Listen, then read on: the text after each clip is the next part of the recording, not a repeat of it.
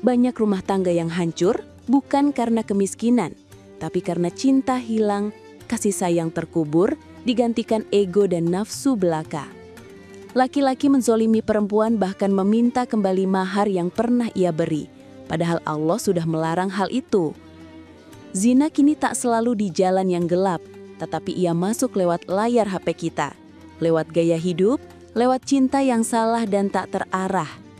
Dari incest yang dibungkus fantasi gelap belaka, bahkan ada yang hingga polyandry dan swingers. Mereka sebut kebebasan, tetapi menjadi kebablasan. Tapi Allah Maha Penyayang.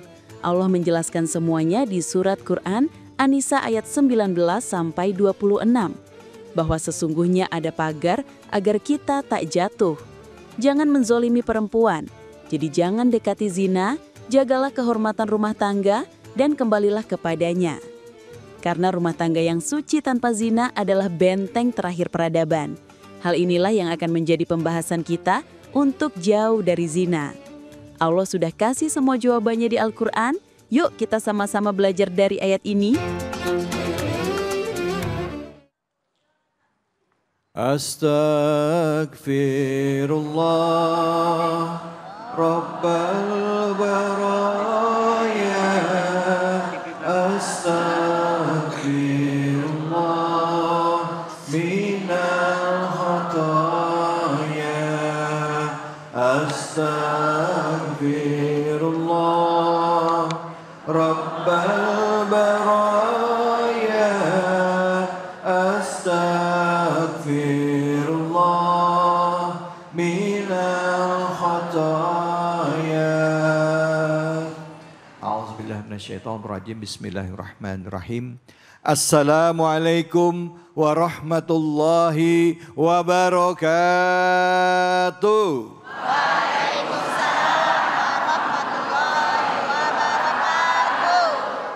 Alhamdulillahi rabbil alamin. Puja dan puji kita panjatkan atas kehadirat Allah subhanahu wa ta'ala. Tidak lupa kita berikan salawat dan salam kita kepada junjungan kita manusia yang mulia Nabi besar Muhammad sallallahu alaihi wasallam beserta keluarga, sahabat dan umatnya yang setia hingga akhir zaman. Bu, ya. Pak, ya. Lemes banget ini bapak-bapaknya. Pak, ya. Nah, itu kan kelihatan ada 2.000 orang yang jawab ianya. Bapak-bapak, ibu-ibu sekalian dan juga pemirsa iNews dimanapun saja Anda berada. Seperti biasa kami hadir ya setiap akhir pekan ya menghadirkan tema-tema yang dekat dengan keseharian kita. Dalam program kesayangan kita yaitu Cahaya Hati Indonesia. Yang kami bahas adalah tentang pernikahan. Berapa banyak di antara kita yang hadir dan juga mungkin Anda di rumah yang mengalami atau pernah melihat rumah tangganya sepertinya bukan rumah tangga yang membawa kedamaian. Ada? Ada? Pernah lihat? Mana orangnya? Enggak di sini. Tapi ada. Ya, kita akan bahas ya. Padahal rumah tangga itu seharusnya setiap kita menikah, harapan kita adalah menjadi rumah tangga yang sakinah. Di dalamnya ada mawaddah warahmah. Tapi enggak jarang rumah tangga yang dijalani bukan memberikan kedamaian. Tapi seperti neraka. Dan juga ini semua disebabkan oleh perbuatan dan sikap dari masing-masing suami atau istri. Ada suami yang kerjaannya selingkuh, ada. Bahkan sekarang trennya enggak cuma suami, istri juga ada yang ikut-ikutan. Nah, selingkuh kenceng aja, nggak mau kalah sama suaminya, ya ada. Ini jadi tren gaya hidup. Bahkan zaman sekarang nggak cuman itu, perilaku seksual menyimpang pun itu dilakukan bagi orang yang sudah melakukan pernikahan. Laki-laki sudah punya istri, tapi dia masih punya juga pacarnya laki-laki. Perempuan sudah menikah, tapi punya pacar juga perempuan. Ini yang membuat kita harus membahas tema ini hari ini. Bagaimana Islam menyikapinya sesuai dengan tuntunan Al-Quran. Dan kalaupun itu sudah terjadi, bagaimana caranya kita memantapkan diri kita agar kita dekat dengan Allah Subhanahu wa Ta'ala. Dan sudah hadir guru kita pada kesempatan kali ini, yaitu Al-Mukarram Al-Ustadz Kiai Haji Jumharudin yang insya Allah akan membahas tema kita yaitu membangun rumah tangga yang sakinah mawaddah warahmah tanpa zina. Yang tentu akan menafsirkan surah An-Nisa dari mulai ayat 19 hingga 21. Untuk itu pada Kiai kami persilakan, fadhol Kiai. Assalamualaikum warahmatullahi wabarakatuh.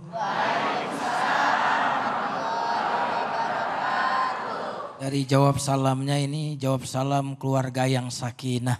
Amin. Mawaddah warahmah. Jawab salamnya ini kelihatannya mau pergi umroh. Amin. Amin ya Rabbal alamin. Amin ya Allah. Alhamdulillah wassalatu wassalamu ala Rasulillah sallallahu alaihi wasallam wa ala alihi wa ashabihi ajma'in, amma ba'd. Yang saya hormati jamaah Masjid Al-Muhajirin Perumnas 1 Bekasi ya. Yang mudah-mudahan yang hadir diberkahi oleh Allah Subhanahu wa taala. Dan tentu host kita yang ganteng Mas David, terima kasih. Dulu di zaman jahiliyah, karena kita bahas surat An-Nisa ayat 19, 20 dan 21. Apabila ada seorang suami istri, suaminya meninggal, berarti meninggalkan istri. Ternyata tradisi Arab jahiliyah dulu, istri yang meninggal ini tradisinya diwarisi oleh keluarga almarhum suaminya tadi. Diapain? Diwarisi. Jadi kalau harta diwarisi masih wajar. Tapi saking zalimnya pada masa itu sampai istri anak ketika anak itu meninggal diwarisi oleh keluarganya, diwarisi oleh ayahnya, mungkin diwarisi oleh adiknya. Maka surat An-Nisa ayat 19 Allah Subhanahu wa taala berfirman, "Ya ayyuhalladzina amanu la yahillu lakum an tarisun nisaa karha." Wahai orang yang beriman, haram hukumnya kalian mewarisi, mempusakai seorang wanita. Ini luar biasa, Islam datang untuk kemudian mengangkat harkat dan martabat wanita. Subhanallah. Berarti ibu untung udah Islam. Kalau enggak bu, ibu jadi warisin. Kemudian jamaah sekalian yang dimuliakan Allah. Ada juga pada masa itu suami yang sudah tidak lagi cinta kepada istrinya. Boleh jadi karena sudah jelek. Halo bu, sudah jelek berarti sudah tua. Seringkali tantangan kita dalam berkeluarga itu sebelum dapat cantiknya luar biasa istri, betul? Sebelum suami jadi suami, gantengnya luar biasa. Tapi kadang-kadang ketika sudah dapat istri orang yang cakep. Hati-hati, setan senantiasa membuat kita melihat rumput tetangga Hijau. Padahal rumput tetangga hijau karena disiram. Oh iya. Istri tetangga cantik dimasukin salon. Lah bini sendiri kagak disalonin acan, bagaimana mau cantik? Nah karena dia sudah tidak suka lagi sama istrinya, dia tidak ingin dia yang menceraikannya, tapi dia ingin supaya istrinya menuntut cerai. Karena kalau suami yang menceraikan bu, dia nggak bisa minta mahar kembali. Itu ya bu. Jadi kalau suami sudah menikah, lalu suami menceraikan istri, mahar tidak bisa diminta lagi oleh istri. Oleh suami maksudnya. Tapi apabila yang menuntut cerai khulu namanya, istri yang menuntut cerai, maka suami bisa menuntut mahar kembali. Suami bisa menuntut sejumlah uang. Maka kalimat berikutnya dari ayat 19 apa firman Allah? Wala ta'duluhunna litadhhabu bi ba'di ma ataitumuhunna illa ayyatina bifahishatin mubayyinah. Jangan kalian menyusahkan istrimu. Menekan istrimu. Kasar terhadap istrimu, tidak sayang lagi sama istrimu, supaya istri ini merasa udah gak sakinah lagi. Karena udah gak sakinah, kalau begitu saya tuntut cerai. Padahal tadinya istrinya gak mau menuntut. Tapi ini rekayasa suaminya. Suami sengaja jahat kepada istrinya. Sengaja zolim kepada istrinya. Supaya istri ini lama-lama menuntut. Kalau istri menuntut cerai, suami bisa dapat kembali. Nah, itu dilarang oleh surat An-Nisa ayat 19. Wala ta'duluhunna, jangan kamu buat susah mereka agar kalian mendapatkan mahar kembali. Lalu yang menarik, kalau rumah tangga sudah tidak sakinah lagi kata Al-Quran, kalau rumah tangga tidak bahagia lagi, jangan buru-buru menceraikan istrimu. Tapi lihat perintah Al-Quran. Wa'ashiruhunna bil ma'ruf.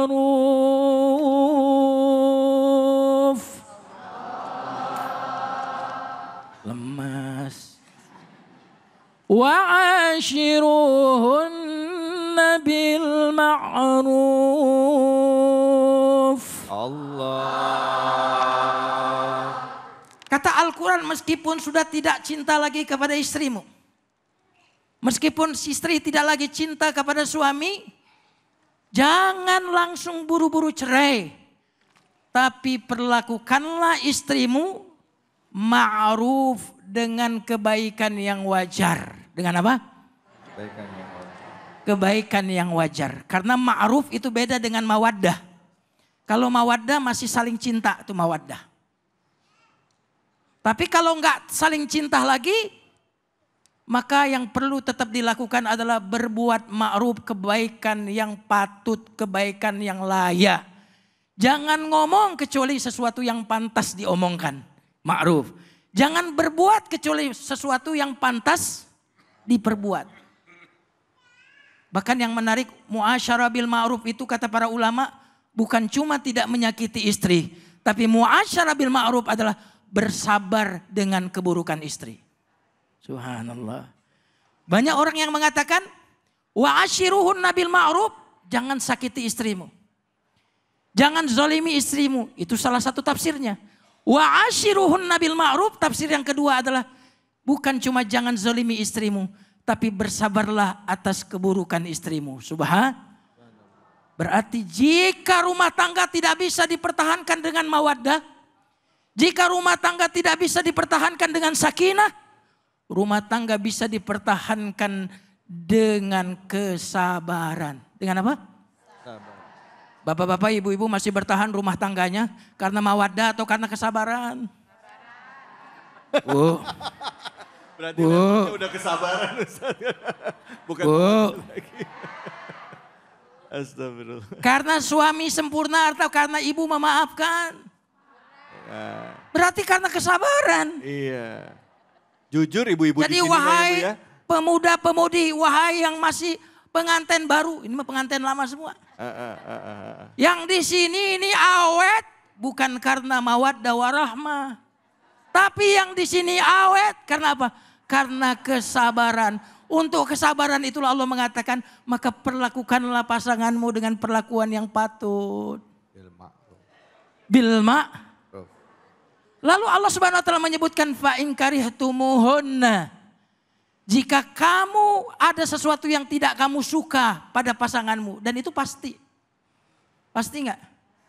Karena suami ibu bukan malaikat yang tanpa cacat. Karena istri bapak ini bukan bidadari yang tanpa kekurangan. Kita adalah manusia yang membawa kekurangan dan kelebihan. Gampang untuk menerima kelebihan, betul enggak? Apalagi kelebihan berat badan. Tapi yang susah menerima kekurangan pasangan itu tidak akan menjadi bom waktu yang akan meledak jika kita punya penjinak bom itu. Mau tahu penjinak bom? Apa itu Ustaz? Sabar dan maaf. Betul nggak? Berapa lama usia rumah tangga? Rumah tangga usianya bukan 10 tahun, bukan 15 tahun. Rumah tangga itu sepanjang usia sabar dan usia maaf kita. Kelihatan nih wajah-wajah sabar semua nih kelihatan. Jamaah sekalian yang dimuliakan Allah Subhanahu wa taala. Lalu Allah Subhanahu wa taala menyuruh kita bagaimana caranya agar sakinah. Jangan cuma lihat sisi buruknya istrimu, tapi lihat juga sisi baiknya. Karena kadang-kadang kekurangan itulah yang membuat pasangan kita ingin menutupi kekurangannya tadi. Kalau dia kurang cantik, biasanya dia pintar masak, betul nggak? Bukan berarti yang pintar masak jelek. Jadi kekurangan, kalau istri ada tahu dia satu kekurangannya, maka dia biasanya akan menutupinya dengan kebaikan-kebaikan itu. Maka siapa tahu kamu membenci sesuatu, padahal dalam kebencian itu lahirlah kebaikan-kebaikan yang lain. Sabarlah dan maafkanlah. Allah, Masya Allah. Terima kasih banyak Kiai Jamarudin, Bu. Jadi rumah tangganya levelnya mana ini? Sakinah, mawaddah, warahmah. Udah sampai di sana atau udah sampai titik akhir tadi? Yang menerima dengan segala kekurangannya dengan sabar. Titik akhir. Pada sabar. Ibu-ibu, Pak. Bapak nerima ibu di level yang mana? Sabar juga. Oke, silakan yang mau nanya siapa? Angkat tangannya. Oke, Bapak silakan. Kita kasih Bapak dulu Bu ya. Kali-kali mau curhat. Silakan Bapak, nama dan pertanyaannya. Terima kasih Ustadz. Assalamualaikum warahmatullahi wabarakatuh. Nama saya Edi Suprayetno dari Muhajirin. Sebelum nanya boleh pantun Ustadz? Ya. Dari rumah pengen ngaji. Datang ke Muhajirin dengan Inyus TV. Cakep. Kalau mau materi hari ini simpan di hati. Jangan lupa minum luwak white coffee dan pakai kispray. Ya Ustadz, terima kasih materinya hari ini bagus sekali. Di mana kondisi yang kita lihat kadang di luaran sana karena perbedaan misi dan visi suami istri bahkan profesi berakhir dengan cerai Ustadz. Iya. Pertanyaan saya Ustadz, bagaimana kalau seorang suami yang sudah menyerahkan hartanya, maharnya ketika bercerai dituntut lagi dengan harta gono gini. Demikian Ustadz. Assalamualaikum warahmatullahi wabarakatuh. Waalaikumsalam warahmatullahi wabarakatuh. Makasih banyak Pak. Silakan Yai. Subhanallah. Ini pertanyaan yang sangat bagus. Ini ayat ada di ayat 20 surat An-Nisa. Kalau 19 tadi ajarannya sabar jangan cerai. Lihat kebaikan-kebaikannya. Karena waktu menikah, kok mau menikah gara-gara ingat lihat apanya? Keburukannya atau kebaikannya? Kebaikannya. Waktu mau cerai gara-gara ingat apanya? Keburukan. Karena otak kita tidak bisa diisi dengan dua hal yang bertolak belakang dalam satu waktu. Kalau diisi kebaikan maka yang lahir cinta. Dan mata yang mencintai tak melihat aib sang kekasih. Betul. Mata pembenci tak melihat kebaikan kekasih. Iya. Nah di ayat 20 Pak, itu ayat yang mengatakan wa in aradtumus dibdala zaujim makana zaujin wa ataitum ihdahunna qintara fala ta'khudhu minhu syai'a. Dan apabila dirasa memang udah gak bisa dipertahanin lagi. Kalau dipertahanin malah banyak dosa. Maka kalau kamu mau ganti pasangan. Yang lama diceraikan, ganti pasangan. Dan dulu kamu telah memberikan kepada istrimu kintaran. Kintaran itu uang yang sangat banyak. Dulu Umar Ibn Khattab mau bikin peraturan perempuan gak boleh minta mahar mahal. Khutbah di mimbar. Tidak boleh mahar lebih dari sekian. Kelebihannya kalau ada lebih masuk ke Baitul Mal. Tiba-tiba setelah turun dari khutbah, ibu-ibu protes. Wahai Umar, bagaimana kamu melarang wanita untuk mensyaratkan mahar yang besar? Padahal di surat An-Nisa ayat 20 Allah telah berfirman. Wa ataitum ihdahunna qintarah. Kalian telah memberikan kepada wanita itu qintarah, harta yang banyak. Wa ataitumuhunna qintarah fala ta'khudhu minhu syai'a. Jangan diambil lagi sedikit pun. Wa kaifa ta'khudhuna? Bagaimana kalian bisa meminta kembali padahal kalian sudah bercampur dengan percampuran yang tidak ada batasnya lagi. Itu larangannya sampai menggunakan kata keheranan. Tentu nggak bisa kita bahas lebih detail waktu kita. Ya, baik Kiai. Ya artinya kalau mahar itu nggak boleh diambil lagi walaupun cerai. Nggak boleh diambil lagi. Nggak boleh diambil lagi kalau udah cerai. Ya, apalagi mereka udah berhubungan ya. Kecuali misalnya baru akad nikah, misalnya selesai qabil tuh tajwidul habil malhir maskur, habis itu belum sempat berhubungan, ternyata si pihak suami membatalkan, boleh nggak diambil mahar? Ya, kalau seandainya pernikahan telah terjadi, kemudian belum berhubungan suami istri lalu cerai, maka suami boleh mengambil maharnya kembali. Kalau sudah bercampur, tidak boleh? Kalau sudah bercampur, selama-lamanya itu menjadi haknya istri. Berarti suami yang mengambil mahar adalah suami pencuri. Suami pencuri, baik. Mencuri. Baik, gitu. baik. Terima kasih banyak Kiai. Ibu-ibu langsung, oh. Nah, tapi masalahnya di Indonesia ini maharnya bukan kintoron tadi Kiai. Bukan dengan harta yang banyak, dengan seperangkat alat sholat biasanya ya. Tapi nggak apa-apa, nanti kita bahas lagi. Ini mau ngomongin mahar panjang ceritanya. Tapi kita tidak akan berhenti di situ. Kita akan bicara lagi mengenai hal-hal lain yang harus diperhatikan di dalam membina rumah tangga. Dari surah An-Nisa kita belajar banyak. Jangan kemana-mana, tetap di sini. Di Cahaya Hati Indonesia. Wala haula wala quwata illa billahil aliyyil azim. Subhanallah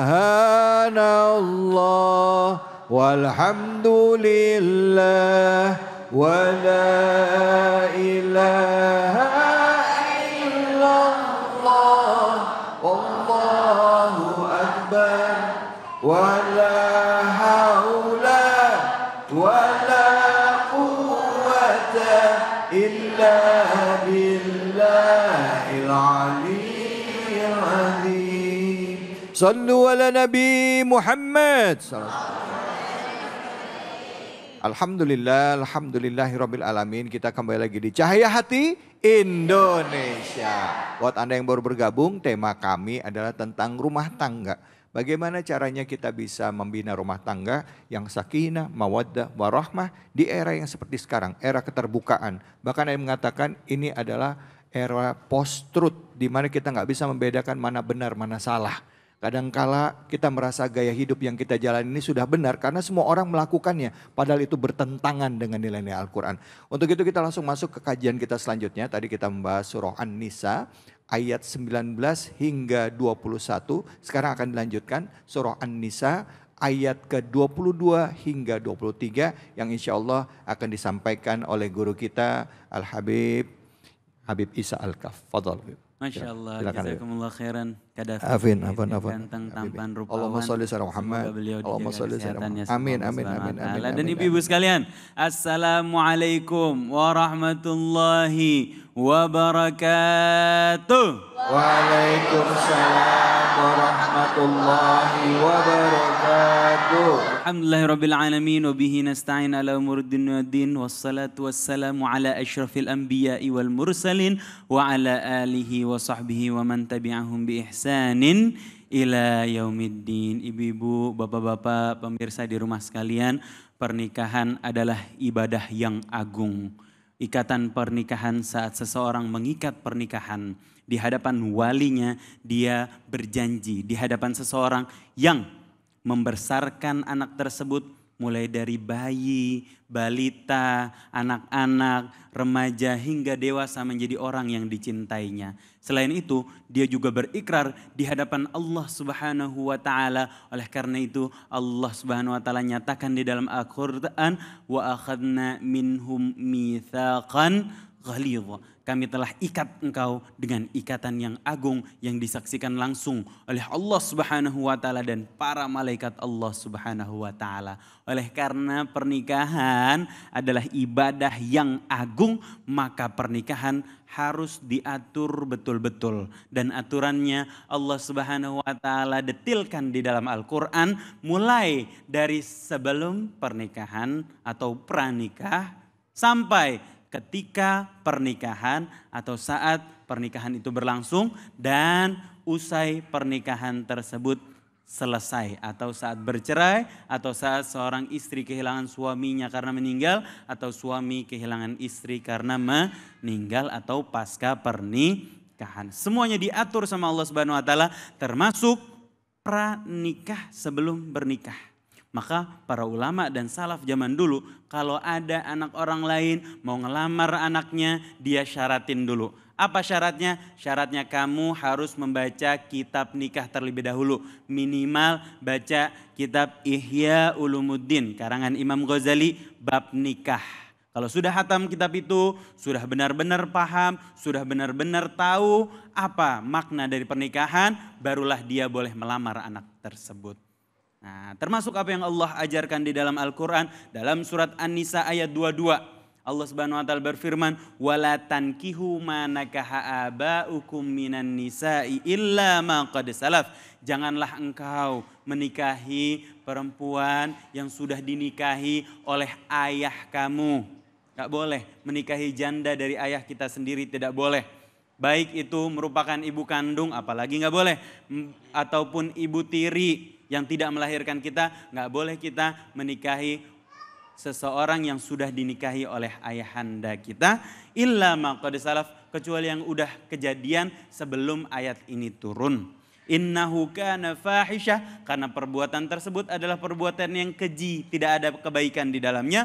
Wa maqtan, dan dibenci oleh Allah Subhanahu wa taala. Wa sa'a sabila, dan jalan yang buruk. Kenapa buruk? Karena dia akan mempengaruhi nasab. Jadi kacau nasabnya dan akan mempengaruhi DNA. Jadi kacau DNA-nya karena sudah lebih dulu bercampur dengan ayahanda. Kemudian Allah jelaskan di dalam surat An-Nisa ayat ke-23 bahwa siapa saja yang tidak boleh kita nikahi. Dan orang yang tidak boleh kita nikahi ini boleh disentuh. Artinya ketika bersentuhan tidak berdosa. Selain yang disebutkan di dalam surat An-Nisa ayat 23 ini haram untuk disentuh. Haram untuk berduaan di dalam satu ruangan. Dan beberapa ulama berpendapat kalau di luar daripada orang-orang ini, kalau sentuhan ketika berwudu maka batal wudunya. Menurut mazhab Imam Syafi'i. Siapa saja? Hurrimat alaikum ummahatukum. Yang tidak boleh dinikahi adalah yang pertama ibu sudah jelas. Wa banatukum, dan anak perempuan. Wa akhwatukum, saudara perempuan. Wa ammatukum wa khalatukum. Dua-duanya bibi. Ammat adalah bibi dari ayah. Khalah adalah bibi dari ibu, saudara kandung daripada ibu kita, khal artinya, khalah. Saudara kandung daripada bapak kita, ammah namanya. Wa banatul akhi wa banatul ukh. Dua-duanya adalah keponakan, baik dari saudara laki-laki dan saudara perempuan. Wa ummahatukum allati arda'nakum, dan ibu sesusuan kita. Wa akhwatukum minar radha'ah, dan saudara sepersusuan. Apa syaratnya sepersusuan? Syaratnya dia harus menyusui kurang dari 2 tahun atau 2 tahun pas.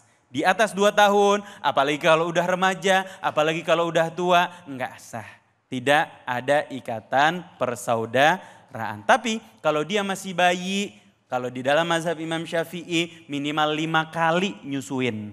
Kalau di mazhab lain ada yang mengatakan minimal sampai minum dan kenyang sudah sah menjadi saudara persusuan. Saudara persusuan itu apa? Suaminya bapak persusuan, anaknya saudara persusuan, ayahnya adalah kakek sepersusuan. Semua saudara yang saudara persusuan adalah mahram, haram dinikahi. Wa ummahatukum allati wa ummahatu nisaikum wa rabaibukum allati fi hujurikum. Istri-istri kalian dan anak-anak dari istri-istri kalian yang sudah kalian pelihara. Min nisaikum allati dakhaltum bihin. Daripada istri yang sudah kalian campuri. Artinya anak tiri kita yang sudah kita campuri ibunya, maka haram untuk dinikahi. Tapi kalau belum dicampuri, maka boleh untuk dinikahi. Dan siapa lagi? Wa halailu abnaikum, mantu nggak boleh. Termasuk mertua juga nggak boleh. Wa antajma'u bainal ukhtaini illa ma qad salaf. Dan juga nggak boleh menikahi kakak beradik sekaligus kecuali yang udah kejadian sebelum ayat ini turun. Innallaha kana ghafurar rahima. Karena Allah Maha Pengampun lagi Maha Penyayang terhadap kesalahan yang tidak diketahui. Wallahu a'lam bishawab. Silahkan kalau ada pertanyaan. Masya Allah Habib. Bu, Pak, ayatnya panjang, waktunya singkat. Tapi ini yang jelaskan penting supaya kita tahu mana yang boleh dinikahi, mana yang tidak, ya, gitu. Silakan, mungkin ada yang punya pertanyaan tentang hal ini. Boleh angkat tangannya siapa? Oh, bapak-bapak lagi ini kayaknya. Silakan Bapak, Fadal.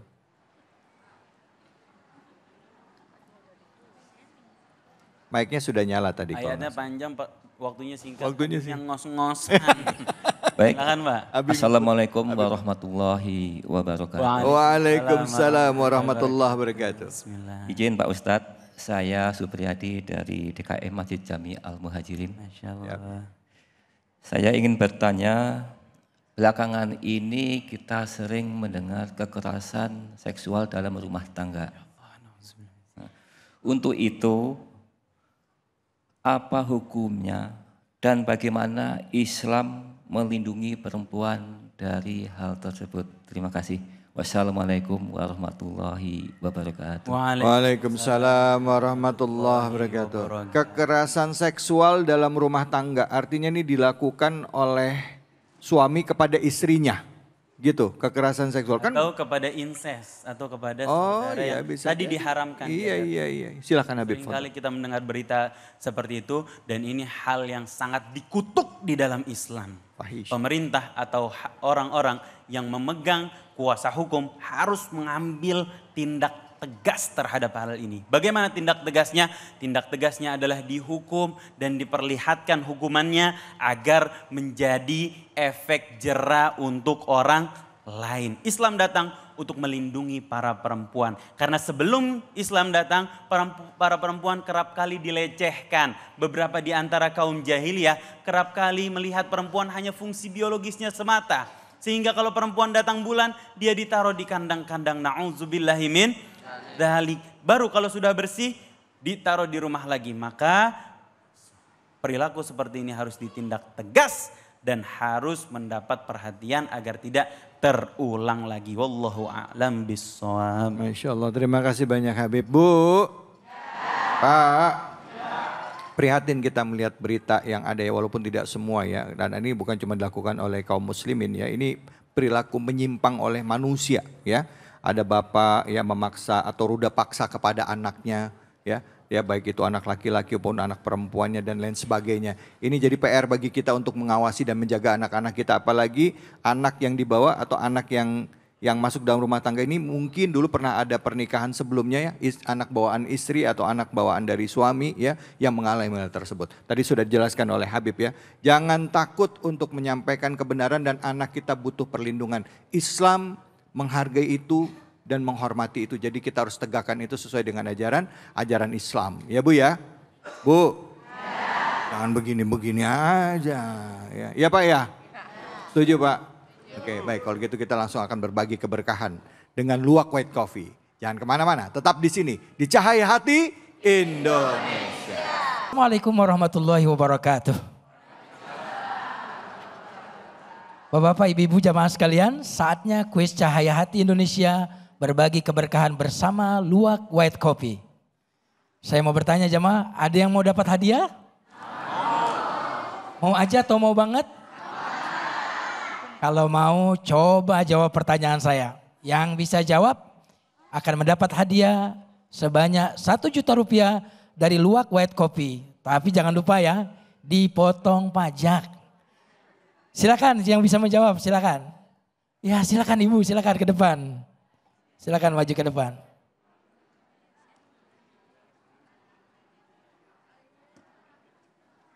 Baik, silakan. Maaf Ibu, namanya siapa? Nama saya Rohmi dari Majlis Taklim Al-Muhajirin, Ustadz. Oh, luar biasa. Coba ya, Ibu jawab pertanyaan ini ya. Insya Allah dapat 1 juta. Apa tema yang dibahas dalam kajian kita siang hari ini? Temanya adalah membangun rumah tangga tanpa zina. Wow, kira-kira jawabannya benar atau tidak, Bu? Subhanallah, Ibu dapat hadiah sebanyak 1 juta rupiah. Tapi jangan lupa ya, potong pajak ya Bu. Terima kasih Ustadz, Alhamdulillah, Barakallah. Baik, selamat Barakallahu Fik. Ya Bapak-Bapak Ibu sekalian yang dimuliakan Allah, jangan kemana-mana. Tetaplah bersama Cahaya Hati Indonesia. Subhanallah walhamdulillah wala ilaha illallah Allahu akbar wala haula wala quwwata illa billahil aliyyil azim. Alhamdulillah, alhamdulillahirabbil alamin. Kita kembali lagi di Cahaya Hati Indonesia. Subhanallah walhamdulillah wala ilaha illallah Allahu akbar. Kalimat tasbih ya, mengagungkan Allah, membesarkan Allah selalu senantiasa kita upayakan untuk selalu hadir, membasahi bibir dan juga selalu ada di dalam hati dan jiwa kita. Kenapa? Karena dengan asbab kalimat tadi, dengan zikir tadi, itu mungkin bisa jadi yang menyebabkan doa-doa kita dikabulkan oleh Allah Subhanahu wa taala.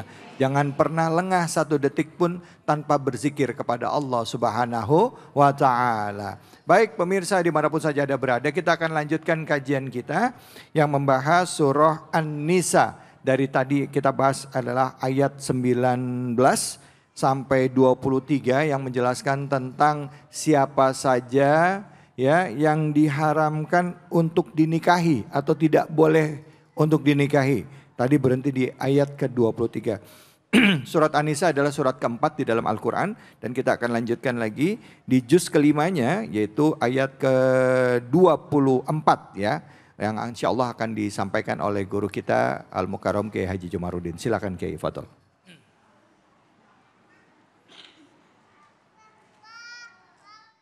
Jamaah sekalian yang dimuliakan Allah, apa kabar? Alhamdulillah. Tadi Habib Isa sudah mengemukakan di ayat sebelumnya, ayat 23, ayat 22, 23, tentang siapa saja yang diharamkan untuk dinikahi. Nah di ayat 24, ditambah lagi sedikit siapa saja yang tidak boleh dinikahi. وَالْمُحْصَنَاتُ مِنَ النِّسَاءِ إِلَّا مَا مَلَكَتْ أَيْمَانُكُمْ. Dan juga diharamkan menikahi wanita yang sudah bersuami. Halo? Yang sudah apa? Bersuami. Berarti sudah punya orang. Jamaah sekalian yang dimuliakan Allah. Ini yang kadang-kadang yang kita sering poliandri namanya. Kalau poligami, laki punya istri. Istri 1 atau 2? Istri, tri kan 3 berarti. Punya lebih dari 1 itu namanya poligami. Dan itu dalam Islam tidak dianjurkan. Tapi Dibolehkan, tapi syaratnya jamaah sekalian, syaratnya harus kebaikan. Berarti kalau sampai ngerusak yang pertama lalu ambil yang kedua, itu berarti nikahnya tidak sesuai dengan tujuan syariat. Syariat tujuan pernikahan adalah untuk kebaikan. Berarti kalau untuk kehancuran tidak disyariatkan. Satu aja hancur, apalagi dua. Adapun poliandri wal muhsanatu minan nisa, itu tidak dibolehkan dalam Islam. Kita menikahi orang yang statusnya masih menjadi istri orang. Nah, inilah yang terjadi, banyak perselingkuhan. Tertarik kepada istri orang. Karena jemaah sekalian yang dimuliakan Allah, kadang-kadang setan itu menghiasi yang haram itu terlihat indah. Betul ya? Coba kalau saya tanya, maksiat itu kira-kira rasanya manis atau pahit? Manis. Berarti pernah ngerasain ya?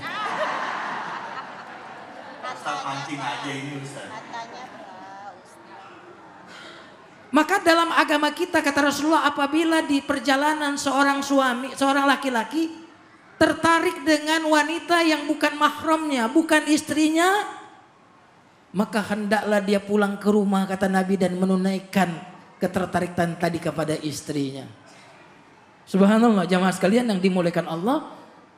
Karena dalam keluarga itu yang paling penting adalah penyaluran. Bukan yang penting istri itu menarik bagi suami. Karena apa yang ada pada wanita yang bukan mahram, ada pada istri kita. Makanya kata Nabi, kalau kamu tertarik dengan wanita yang haram bagimu, maka hendaklah pulang ke rumah dan beritahu istrimu dan tunaikan hajatmu. Wal muhsanatu minan nisa illa ma malakat aymanukum kitaballahi alaikum.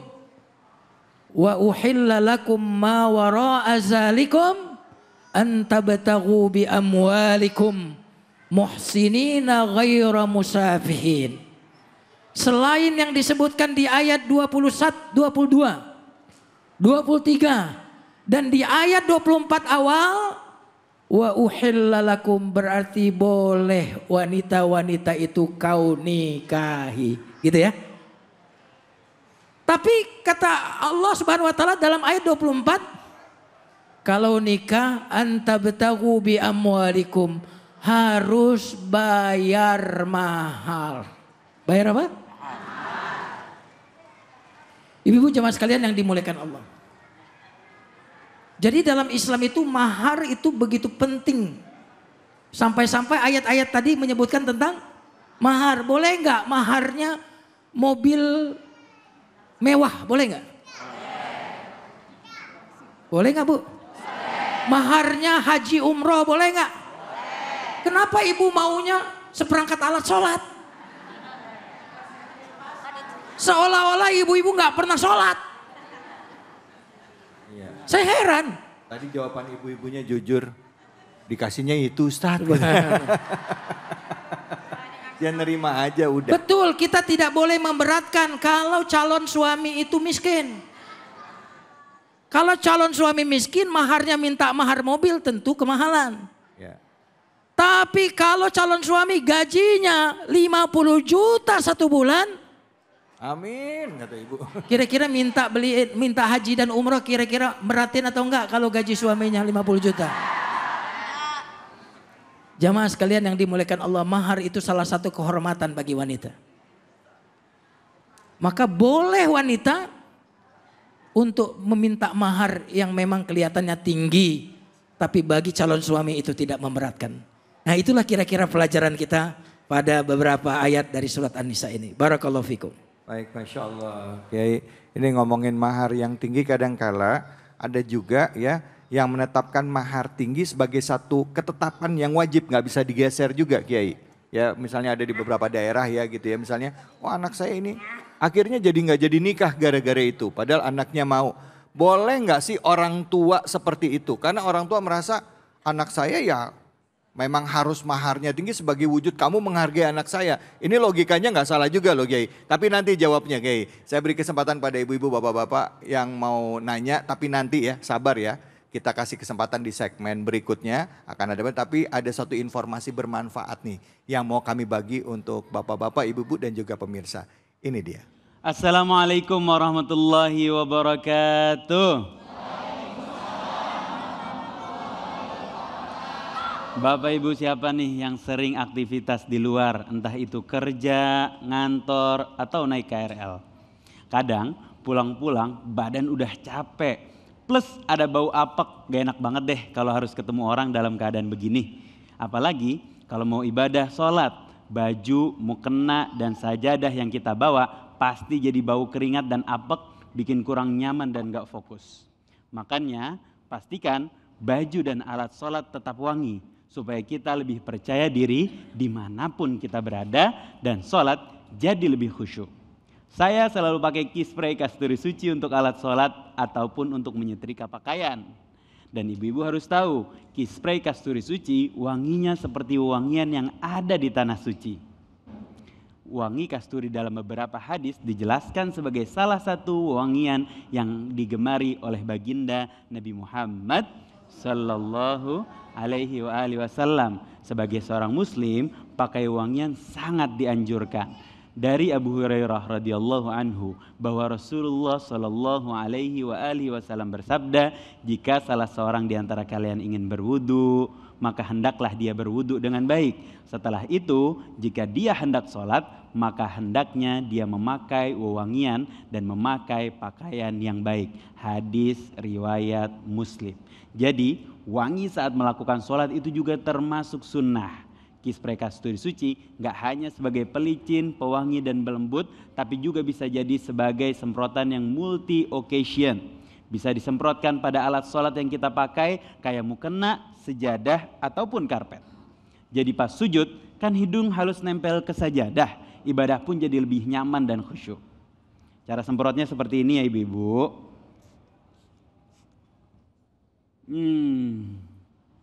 Wanginya lembut sekali, seperti keharuman di Raudhah dan di tanah suci. Key spray kasturi suci sudah bersertifikat halal. Wangiannya dari essential oil, jadi aman keharumannya, tahan lama dan juga punya anti kuman. Kita harus menjaga kebersihan dan memakai wangian asal tidak berlebihan. Bagi yang rindu keharuman tanah suci dan Raudhah, bisa pakai key spray kasturi suci juga ya ibu-ibu. Sholat jadi nyaman, khusyuk. Key spray kasturi suci sekarang juga tersedia di supermarket dan minimarket terdekat.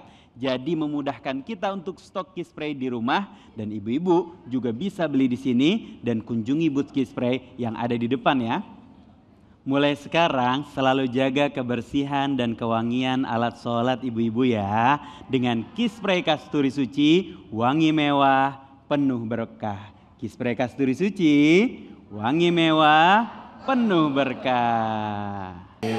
Ni'mal maula wa ni'man nasir, hasbunallah wa ni'mal wakil. Ni'mal maula wa ni'man nasir, hasbunallah wa ni'mal wakil. Ni'mal maula wa ni'man nasir. Sallu ala Nabi Muhammad. Alhamdulillah, alhamdulillahirabbil alamin. Kita sekarang akan mengkaji Surah An-Nisa. Tadi sudah dibahas ayat 24 dan 25, masuk ke juz 5 ya dari Al-Quran. Surah An-Nisa ini adalah surah keempat dari Al-Quran, dan sekarang kita melangkah ke ayat ke-26 yang insya Allah kajiannya akan dibahas oleh guru kita Al-Habib Al-Mukarram Habib Isa Al-Kaf. Fadal. Jazakumullah khairan jazak David. Ibu-ibu, udah ngantuk belum? Masih segar? Udah lapar? Alhamdulillah. Terakhir, Allah Subhanahu wa taala menjelaskan di dalam surat An-Nisa ayat 26 bahwa semua perintah Allah Subhanahu wa taala, semua yang disyariatkan oleh Allah Subhanahu wa taala, semua yang diperintahkan kepada kita sebagai umat muslim, umatnya baginda Nabi Muhammad Sallallahu alaihi wasallam. Segalanya adalah sesuatu yang akan menuntun kita kepada kebenaran, memberikan kejelasan hidup kita di dunia, membuat kita bisa memilih mana yang benar, mana yang salah, mana yang harus dijalankan, mana yang harus ditinggalkan, mana yang harus diprioritaskan dan mana yang harus ditinggalkan.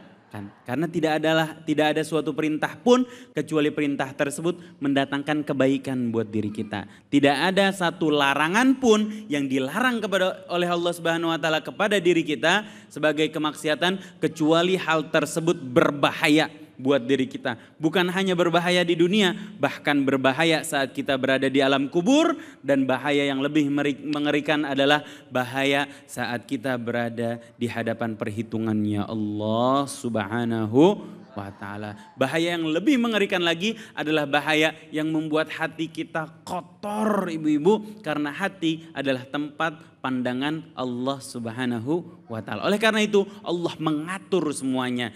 Apa yang Allah Subhanahu wa taala ajarkan di dalam Al-Qur'an agar kita memiliki kejelasan. Sebagaimana yang Allah Subhanahu wa taala firmankan di dalam surat An-Nisa ayat 26, yuridullahu liyubayyina lakum wa yahdiyakum sunanal ladzina min qablikum wa yatuba alaikum wallahu alimun hakim. Allah tuh pengen ngasih kejelasan loh buat diri kita. Karena nama lain daripada Al-Quran adalah Al-Bayyinat. Sesuatu yang ngasih kita kejelasan. Ibu-ibu kalau gak ada kejelasan enak apa enggak sih?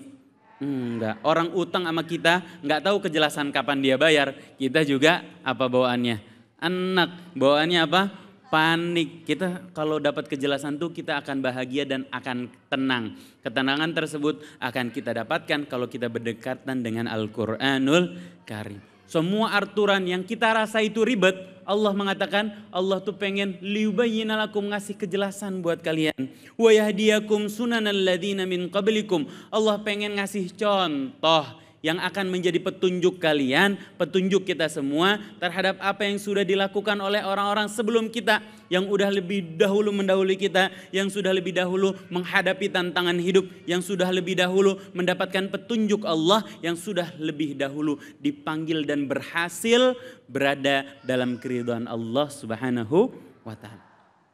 Wa yatuba alaikum, dan Allah pengen membenahi kesalahan kita. Yang tadinya kita banyak bodohnya, yang tadinya kita banyak maksiatnya, yang tadinya kita banyak salahnya, yang tadinya kita banyak zolimnya terhadap orang lain, bahkan lebih parah terhadap diri sendiri dengan dosa dan kemaksiatan kita. Allah pengen mengampuni itu. Gimana cara Allah mengampuninya? Adalah dengan kita nurut sama perintah Allah, jauh dari larangan Allah, serta bertaubat, berjanji sama Allah tidak mengulangi sama sekali dosa yang kita lakukan kepada Allah, sama sekali tidak melakukan kemaksiatan dan pembangkangan terhadap segala perintah Allah. Allah pengen itu.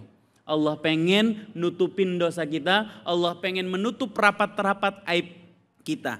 Makanya Allah perintahkan segala sesuatunya termasuk dalam urusan rumah tangga. Allah atur supaya aib kita ditutup sama Allah, dosa kita ditutup sama Allah, kesalahan kita diperbaiki sama Allah, kekurangan kita ditambal sama Allah. Wa yatuba alaikum wallahu alimun hakim. Karena Allah maha mengetahui lagi maha bijaksana. Gak ada yang lebih tahu kesalahan diri kita dibandingkan Allah.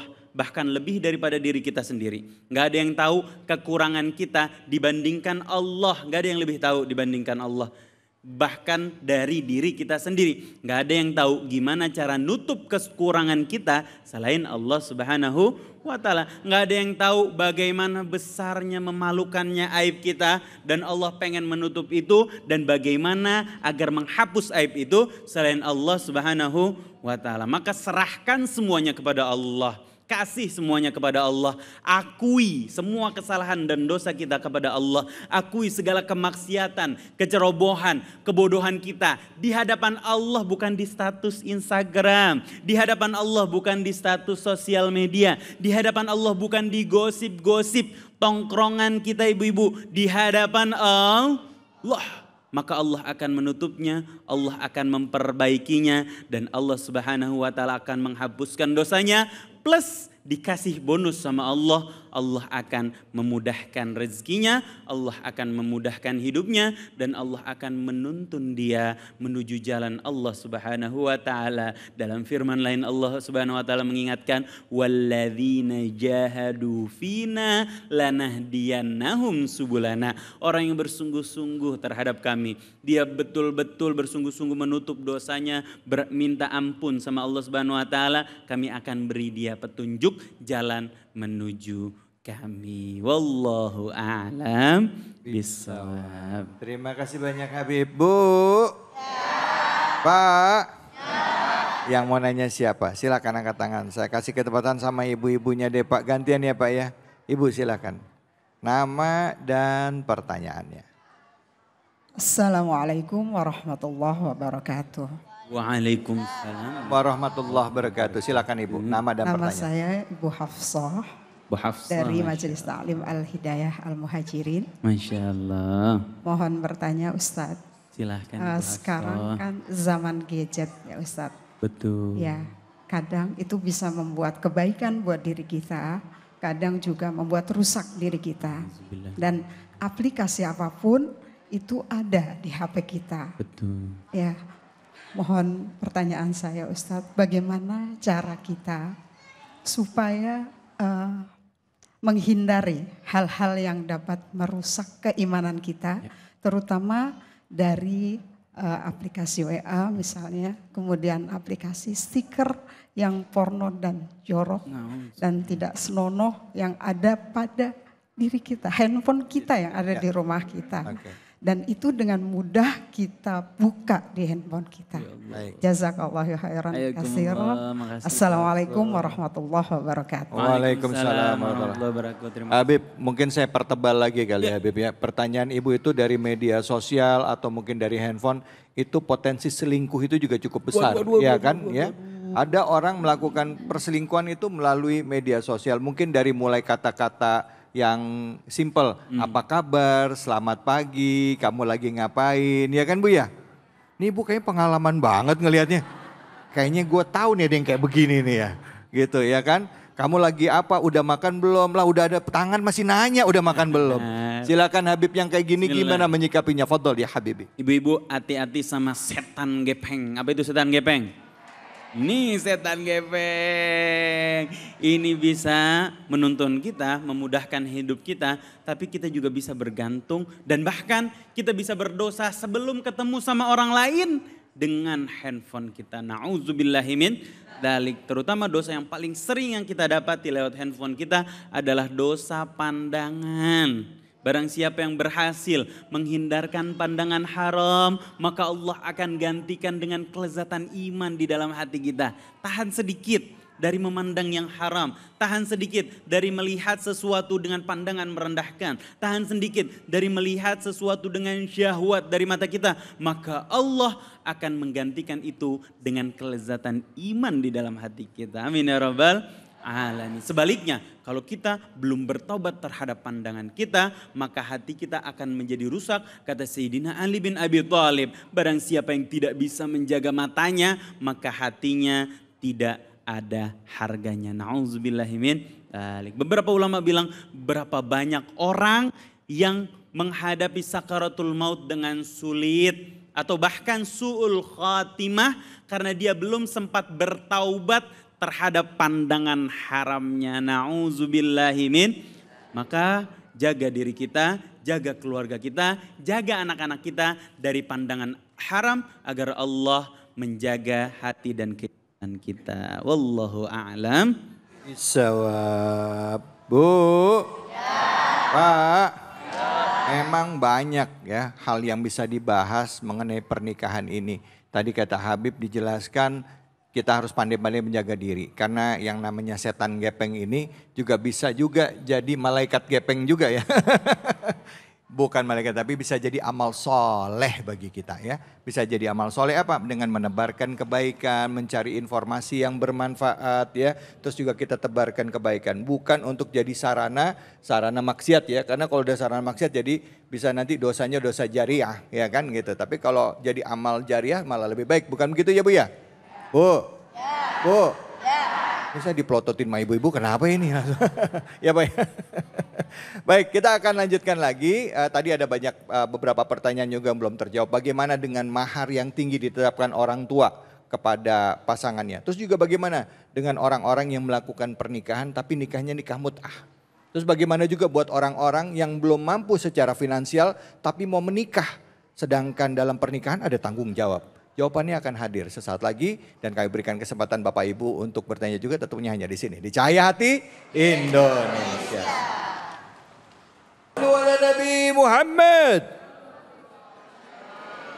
Alhamdulillahirabbil alamin. Bahasan tentang pernikahan dari kajian kita surah An-Nisa ayat 19 hingga 26 ya.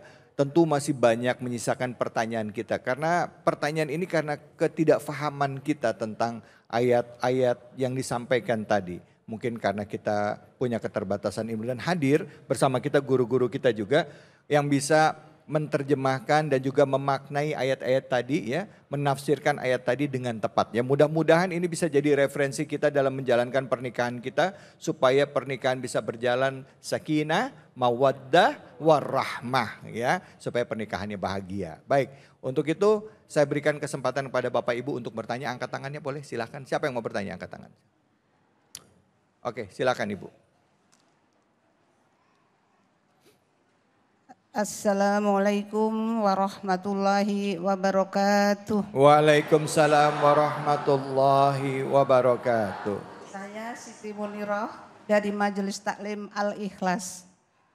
Pak Ustadz, saya mau nanya, apakah orang yang pernah berzina masih bisa membangun rumah tangga yang suci?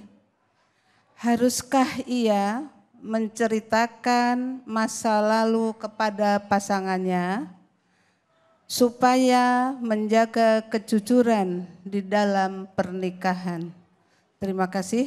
Wassalamualaikum warahmatullahi wabarakatuh. Waalaikumsalam warahmatullahi wabarakatuh. Silakan Habib, fadhal. Subhanaka la ilma lana illa ma 'allamtana innaka antal alimul hakim. Allah Subhanahu wa taala berfirman, "Qul ya ibadiyalladzina asrafu 'ala anfusihim la taqnatu min rahmatillah." Katakanlah, wahai hamba-hamba yang telah berlebihan menzolimi dirinya sendiri dengan apa? Dengan berdosa kepada Allah Subhanahu wa taala. Yang sudah terlampau banyak dosanya sama Allah, apapun dosa tersebut, kata Allah, jangan pernah kamu berputus asa dari rahmatnya Allah Subhanahu wa taala. Innallaha yaghfirudz dzunuba jami'a. Karena Allah mengampuni segala macam dosa. Jadi kesalahan apapun yang sudah kita lakukan, kalau kita bertobat minta ampun dan bersungguh-sungguh, bertaubat bersungguh-sungguh untuk berjanji sama Allah tidak akan mengulangi kesalahan yang sama seumur hidup. Itu baru taubat. Dan mengembalikan hak orang lain yang ada pada diri kita. Itu baru taubat. Sudah berjanji sama Allah, berikrar sama Allah, tidak akan mengulanginya lagi. Menyesal, mengaku salah kepada Allah terhadap perilakunya. Selama nafasnya masih berhembus, selama dia masih dalam kesadaran, masih ada kesempatan dia buat bertaubat kepada Allah Subhanahu wa taala.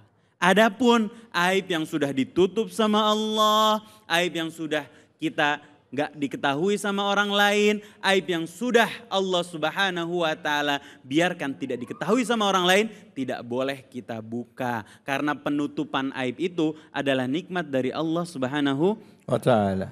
Kadang-kadang tidak tahu lebih baik daripada tahu. Maka tidak perlu diceritakan kepada pasangan terhadap dosa masa lalu kita. Aibnya sudah ditutup, berdoa sama Allah supaya Allah menutup aib kita dan berusaha kalau ada kita dengar, lihat aib orang lain, kita tutup. Kita tidak menjadikannya bahan gosip dan bahan gibah.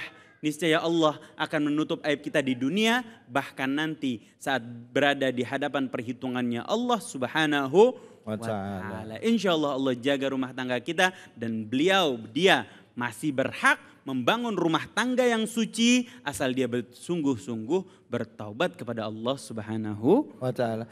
Beb, tapi afwan Beb, kalau misalnya laki-laki pernah melakukan itu di masa sebelum menikah, misalnya anak bujang ya, belum pernah ada pernikahan sebelumnya, Betul. bisa nggak ketahuan. Tapi kalau perempuan, bisa kan? ya ini kan kadang dilema. Maaf ya Bu ya, mungkin anak kita kepleset atau berbuat khilaf ya. Itu bagaimana? Apakah sebelum pernikahan perempuan ini harus terbuka dengan si pasangannya bahwa saya sudah pernah berhubungan? Artinya ini kan khilaf ya, artinya ya Allah alam, saya nggak ngerti juga. Tapi untuk kasus seperti ini bagaimana ya Habibie? Sesuai dengan kebijakan masing-masing, akan tetapi lebih baik jika hal tersebut ditutup rapat-rapat, tidak dibuka kepada siapapun, cukup antara dia dan Allah Subhanahu wa taala saja yang tahu. Selama masa iddah atau masanya sudah lewat, apalagi sudah berlalu lama, insya Allah Allah jaga kerahasiaannya. Mudah-mudahan Allah pantaskan dia untuk memiliki rumah tangga yang suci kembali, dan dia harus benar-benar bersungguh-sungguh tidak melakukan itu seumur hidupnya. Masya Allah. Baik Habib, terima kasih banyak. Bu, udah jelas ya? Apa ya jelas ya. Silakan. Baik, ini untuk pertanyaan yang kedua, pertanyaan saya ini ya Habib, Ustadz, ya mungkin Ustadz Jumharudin kali ya. Yang tadi mengenai orang yang menetapkan mahar, khususnya orang tua yang menetapkan mahar tinggi kepada anaknya. Nah, boleh nggak seperti itu? Sedangkan anaknya keduanya udah saling cinta. Nggak jarang di antara kedua anak ini yang akhirnya karena orang tuanya seperti itu, entah pernikahannya jadi batal, atau mereka kawin lari. Kan capek kawin lari. Ngos-ngosan. Silakan. Gimana orang tua harus bersikap terhadap hal ini dan bagaimana juga kita menyikapinya? Silakan. Ya, pertanyaan yang sangat bagus. Secara hukum fikih itu hak bagi wali untuk menetapkan mahar, dan tidak ada dalam Islam batas minimal dan batas maksimal. Nah, ketika orang tua dari wanita ini menetapkan mahar, tentu calon suami ini bisa nego. Oh, bisa, iya. Tentu bisa nego. Nah, nanti kalau ada kesepakatan ya bagus, kalau tidak ada kesepakatan memang tidak terjadi pernikahan.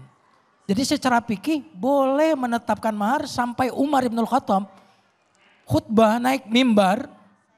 Itu diprotes oleh seorang ibu-ibu gara-gara Umar melarang mahar yang tinggi. Lalu Umar bin Khattab mengatakan meralat pendapatnya, asabat imra'ah wa akhta Umar. Yang benar adalah perempuan ini dan Umar adalah salah. Dan dalil yang digunakan adalah ayat 20 di surat An-Nisa tadi. Wa in aradtum istibdala zauji makana zauji wa ataitum ihdahunna qintara, dan kalian telah memberikan kepada istri itu qintara, harta yang sangat banyak, itu jadi boleh. Tapi memang tidak dianjurkan karena dalam hadis Nabi disebutkan khairus sadaq aisaruhu, sebaik-baik mahar adalah yang paling mudah. Inna min yumnil mar'ati, di antara tanda keberkahan seorang wanita adalah taisiru khidbatiha, mudah untuk dipinang. Wa taisiru sadaqiha, mudahnya maharnya, itu tanda keberkahan. Dan wa taisiri rahimiha, dan mudah melahirkan, artinya subur. Nah, jadi secara hukum boleh, tetapi itu kurang berkah. Oh. Dan kita dalam pernikahan adalah doanya keberkahan. Barakallahu lakuma wa baraka alaika. Dan di antara tanda keberkahan adalah kita tidak terlalu saklek dengan mahar itu. Bisa nego, ambil jalan tengah. Dan ingat, keberkahan itu adalah tentara Allah. Apabila dia keberkahan itu ada pada keluarga, maka keluarga ini akan sakinah mawaddah warahmah. Apabila keberkahan ini datang kepada yang sedikit ini akan jadi banyak. Apabila berkah itu datang kepada yang banyak ini akan memberikan manfaat. Yang kita cari dalam hidup ini berkah, bukan banyak. Banyak itu waktu kita belum punya. Kalau sudah dipunya, nggak ada lagi kata banyak. Semuanya menjadi dikit. Masya Allah, terima kasih banyak Ustaz Jumharudin. Bu, Pak, jelas ya, jadi banyaknya mahar yang diberikan itu bukan tanda keberkahan. Artinya boleh kita cari angka yang moderat.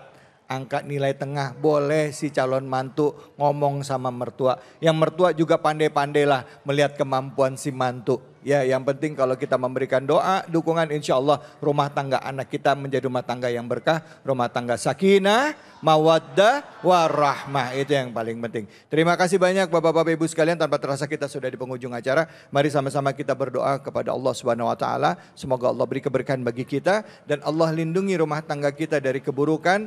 Allah jadikan rumah tangga kita rumah tangga sakinah, mawaddah, warahmah, dan kelak kita dikumpulkan di dalam surganya Allah. Amin ya rabbal alamin. Untuk itu kami mohon kepada guru kita Kiai Haji Jumaruddin untuk memimpin doa penutup pada kesempatan kali ini. Pada Kiai Jumaruddin kami persilakan. Fadol. Mari kita awali dengan istighfar terlebih dahulu. Astaghfirullahalazim, astaghfirullahalazim, astaghfirullahalazim. Allahumma salli ala Sayyidina Muhammadin wa ala ali Sayyidina Muhammad. Alhamdulillahi Rabbil Alamin. Hamdan yuwafi ni'mahu wa yukafi mazidah. Ya Rabbana lakal hamd. Kama yanbaghi li jalali wajhikal karim wa azim sultanik. Allahumma barik lana fi awladina wa banatina. Allahumma barik lana fi azwajina wa dhurriyatina. Allahumma barik lana fima razaqtana wa qina adzaban nar. Allahumma amla' qulubana sakinah. Allahumma amla' qulubana ilman wa nuran wa yaqinan wa itmi'nanan wa sakinatan. Allahumma allib baina qulubina. Allahumma aslih zata bainina. Allahumma anzil alaina as-sakinah. Allahumma anzil ala buyutina as-sakinah wal rahmah wal mawaddah. Allahumma amla' qulubana hubbak wa hubba man yuhibbuk wa hubba amalin yuqarribuna ilaik. Ya Allah, jadikan seindah-indah hari kami ya Allah. Hari perjumpaan kami dengan Engkau ya Allah. Ya Allah, jadikan sebaik-baik amal kami ya Allah adalah penutupnya ya Allah. Jadikan seindah-indah usia kami adalah akhirnya. Ya Wadud, wahai yang maha mencintai ya Allah. Penuhilah ya Allah rumah kami ya Allah dengan cinta ya Allah. Cinta antara suami dengan istri, istri dengan suami, dan cinta anak-anak kami ya Allah. Dan cinta anak-anak kami kepada kami ya Allah. Ya Allah, kami titipkan ya Allah putra-putri kami kepadamu ya Allah. Jaga mereka ya Allah dari segala macam keburukan. Dari macam musibah dan bala serta penyakit ya Allah. Allahumma hafazhum wa'afihim. Jaga putra-putri kami ya Allah dan lindungi mereka ya Allah. Wala tabtalina fihim. Jangan uji kami melalui keluarga dan putri-putri kami ya Allah. Allahumma as'idna. Bahagiakan kami ya Allah. Dengan kesehatan, keselamatan keluarga kami dan anak-anak kami ya Allah. Dan bahagiakan kami ya Allah dengan kesuksesan mereka di dunia dan akhirat-Mu ya Allah. Rabbana atina fid dunya hasanah wa fil akhirati hasanah wa qina adzabannar. Subhana rabbika rabbil izzati amma yasifun. Wassalamun alal mursalin. Walhamdulillahi rabbil alamin. Wassalamualaikum warahmatullahi wabarakatuh. Waalaikumsalam warahmatullahi wabarakatuh. Alhamdulillah rabbil alamin. Terima kasih banyak Kiai Jumaruddin, terima kasih banyak Habib Ihsan Al-Kaf, terima kasih banyak Bapak-bapak Ibu-ibu sekalian dan juga seluruh pemirsa Ainus dimanapun saja Anda berada. Besar harapan kita di sisa usia ini adalah memperbaiki kehidupan kita, termasuk juga memperbaiki hubungan rumah tangga kita. Tentunya di dalam rumah tangga ada kalanya lisan yang salah terucap, sikap yang tidak menyenangkan bagi pasangan. Tapi kata kuncinya adalah menerima kekurangan pasangan kita, menerima kekurangan pasangan kita dan mau memperbaiki bukan karena pasangan tapi semata-mata karena Allah. Niat kita bernikah adalah beribadah karena Allah. Semoga Allah ridho sehingga keridhaan itu akhirnya menjadikan rumah tangga kita rumah tangga sakinah, mawaddah, warahmah. Saya David Halik undur diri, semoga Allah beri keberkahan bagi kita semua. Sekali lagi saya mohon maaf jika ada kesalahan khilafan. Fattaqullaha mastata'tum billahi fisabil haq fastabiqul khairat. Wallahul muwafiq ila aqwamit thoriq wa billahi taufiq wal hidayah. Assalamualaikum warahmatullahi wabarakatuh. Salatullah salamullah